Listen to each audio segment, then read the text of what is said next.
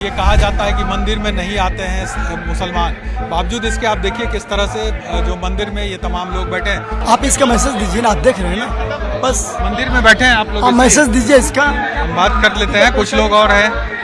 किस तरह से आप लोग मंदिर में हैं? बोल सकते हैं। नहीं, हम लोग कुछ नहीं बोलेंगे, मना किया गया।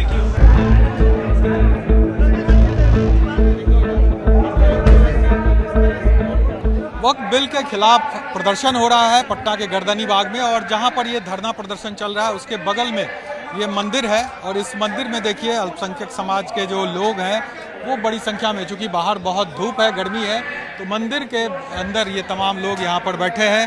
और यहाँ पर चूंकि ये कहा जाता है कि मंदिर में नहीं आते हैं मुसलमान, बावजूद इसके आप देखिए किस तरह से जो मंदिर में ये तमाम लोग बैठे हैं। मंदिर में सब छाँव ले रहे हैं। मैं कुछ नहीं बोल सकता हूँ। क्यों, क्या हो गया? आप इसका मैसेज दीजिए ना, आप देख रहे हैं ना, बस मंदिर में बैठे हैं आप लोग, आप मैसेज दीजिए इसका। हम बात कर लेते हैं, कुछ लोग और हैं।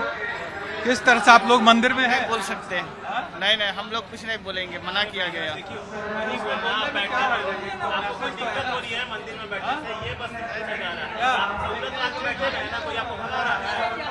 अब माइक लगा, कैमरा चला, तो ये लोग मंदिर से यहाँ पर निकला हुआ है। हाँ, आ जाएंगे, कोई बात नहीं करेगा। इनको इतनी जानकारी नहीं है, जिसको जानकारी होगी वही बात करेगा ना। जानकारी नहीं है। चार लोग बैठे हैं, चार लोग बैठे हुए थे, आप लोगों को देखा नहीं गया। तो देखिए यहाँ पर किस तरह से अब खाली हो गया, क्योंकि मीडिया जैसे ही हम पहुँचे हैं यहाँ, और यहाँ पर जो तमाम लोग बैठे हुए थे वो यहाँ से उठकर निकल गए। लेकिन सवाल ये उठता है कि आखिर जिस तरह से ये प्रदर्शन चल रहा है, जिस तरह से वक्त को लेकर बातें हो रही है, उसके बीच एक ऐसा भी तस्वीर देखने को मिल रहा है। तो क्या कुछ रहा अंदर? आज देखिए यहाँ हर एक लोग, बड़े बड़े लोग पहुँचे। यहाँ पर हम लोग को बताया गया कि हम लोग तरमीम बिल के खिलाफ हैं, और आपके कैमरे के माध्यम से हुकूमत से ही कहना चाहेंगे कि आप इस काला कानून को वापस ले लीजिए। अगर वापस नहीं लेंगे तो इसके लिए हमारे बड़े हम लोग को जो कहेंगे हम लोग वो करेंगे। अगर आखिर में जान भी देना पड़ेगा तो हम लोग इस कानून के लिए जान दे देंगे। आपको ऐसा क्यों लग रहा है कि अगर ये कानून आ जाएगा तो क्या बदल जाएगा? इस कानून से हमारा कब्रिस्तान, हमारा ईदगाह, हमारी मस्जिद, कुरान, ये सब खतरा है, और हम हर चीज़ बर्दाश्त कर लेंगे। हम दीन के लिए कोई चीज़ बर्दाश्त नहीं करेंगे, उसके लिए हम जान कुर्बान कर सकते हैं। जो है सिर्फ भारत में है, दूसरे देशों में तो है नहीं। ये ज़मीन जो वक्फ दी है हमारे बाप दादाओं ने, हमारे बड़ों ने, वो इसलिए नहीं दिया कि उस पर दूसरा हुकूमत करे, वो दे के चले गए। तो हुकूमत को भी चाहिए कि उसको ऐसे रहने दो, हुकूमत उसको खोजबीज ना करे। खोजबीज करने से क्या होगा कि आपस में तफराबाजी होगा, झगड़ा होगा, लड़ाई होगी, सब आपस में बटेंगे, उससे आपस के अंदर खूनरेजी होगी। तो हम लोग वो नहीं चाहते। हम लोग ये चाहते हैं कि हिंदुस्तान में हम सब प्रेम से रहें, हिंदू मुस्लिम सिख ईसाई, हम सब आपस में भाई भाई बनकर रहें। जिस तरह से सदियों से हम लोग भाई बनकर आए हैं, इसी तरीके से रहें। लेकिन बिल में क्या कुछ है ये तो किसी ने अभी तक पढ़ा ही नहीं, जाना ही नहीं, बावजूद इसके विरोध हो रहा है कुछ लोगों के कहने पे। ऐसा नहीं लग रहा है? देखिए, बिल में बहुत कुछ है। अगर ये बिल पास हो जाता है ना तो ये डीएम के पास आएगा, फिर हमारे घर में कोई मैयत हो जाएगी, जब तक वो डीएम नहीं कहेगा तो हम कब्रिस्तान उसको गाड़ नहीं सकते हैं। जब तक वो डीएम नहीं कहेगा हम लोग नमाज नहीं पढ़ सकते हैं। किसने बताया ये हमारे इसमें लिखा हुआ है, हमारे वक्फ बोर्ड में लिखा हुआ है ये सब चीज़। कौन पढ़ा? कौन? हम खुद पढ़े हुए हैं उसको। अच्छा जी, पढ़े हुए हैं। तो उसमें कोई आपको अधिकार ही नहीं रहेगा मुसलमान? नहीं, अगर बिल पास हो गया तो मुसलमान का सारा अधिकार खत्म। सारा अधिकार खत्म। कुरान पर मतलब दब्बा लग जाएगा, मस्जिद पर दब्बा लग जाएगी, अजान को बंद करा दिया जाएगा। फिर वो जो डीएम साहब कहेंगे वो करना पड़ेगा। उससे बेहतर है कि इसको हम लोग बिल पास होने नहीं देंगे।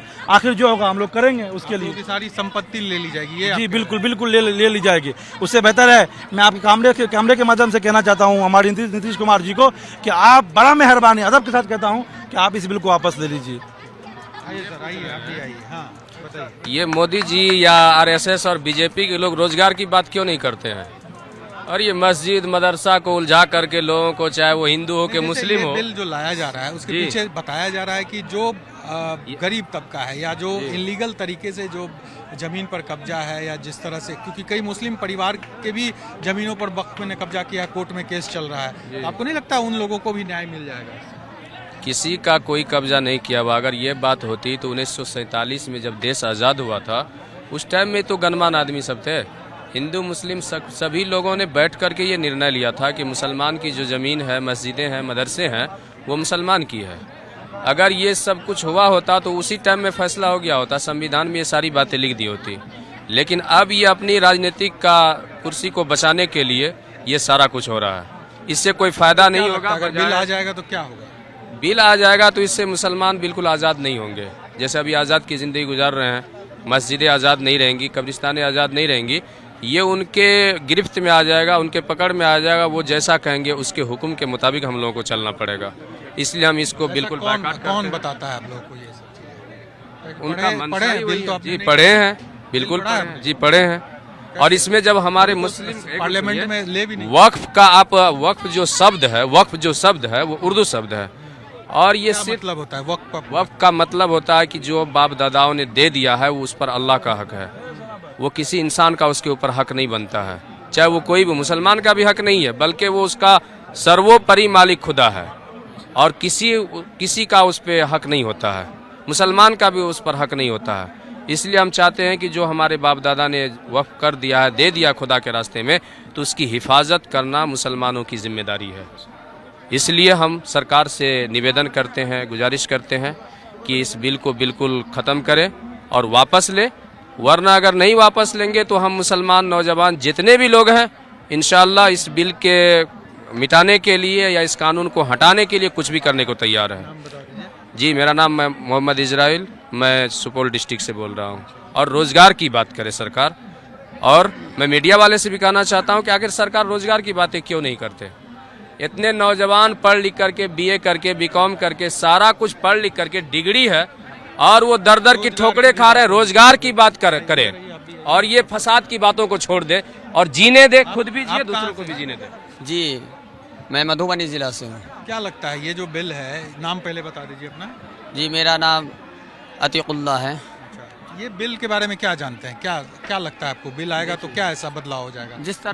जिस तरह आप सवाल कर रहे हैं कि वक्फ बिल के बारे में, हमारे नबी सल्लल्लाहु अलैहि वसल्लम को गुजरे हुए 1400 साल हो गया, लेकिन 1400 साल से हमारे नबी सल्लल्लाहु अलैहि वसल्लम ने अपने नाम से वक्फ किए थे ज़मीन, और मुसलमानों ने करते आ रहा है और अब तक का मुसलमान किया है। ये वक्फ उसको कहते हैं जो अल्लाह के नाम पे हम दे दें, उसको हम वक्फ करते हैं। वक्फ वाली ज़मीन न किसी मुसलमान की होती है न किसी की नहीं होती है, सिर्फ ये अल्लाह के राह में दे दिया जाता है। ये अल्लाह का ज़मीन है, वक्फ वाली ज़मीन, और सरकार इसमें दखल अंदाजी कर। दिक्कत क्या आ रही है? सरकार क्या करेगी? अगर बिल आ जाएगा तो ऐसा क्या हो जाएगा कि वो अल्लाह का नहीं रहेगा, सरकार का हो जाएगा, ऐसा हो जाएगा? बिल पास हो जाने के बाद सरकार इस ज़मीन को अपने कब्जे में कर लेंगे, लेकिन ये अल्लाह की ज़मीन है। इसको जिस तरह मुसलमानों ने वक्फ कर दिया, ये ज़मीन को इसी तरह रहना चाहिए। जो इलीगल किया हुआ है, जो कब्जा है, उस पर ना कानून काम करेगा कि जो लीगल है उस पर क्यों करेगा? देखिए, लीगल इलीगल नहीं, जिस तरह वक्फ अगर मुसलमानों ने कर दिया, इस ज़मीन को इसी तरह रहना चाहिए। इसमें किसी सरकार को दखल अंदाजी नहीं करनी चाहिए। वो इलीगल भी हो, लीगल से हमको ये लेना देना नहीं है। ये वक्फ की ज़मीन है और वक्फ की ज़मीन वक्फ की ही रहेगी। ये अल्लाह की ज़मीन हो जाती है, मुसलमानों की ज़मीन नहीं होती है। बस इतनी बातों पर मैं ख़त्म करता हूँ अपनी बात।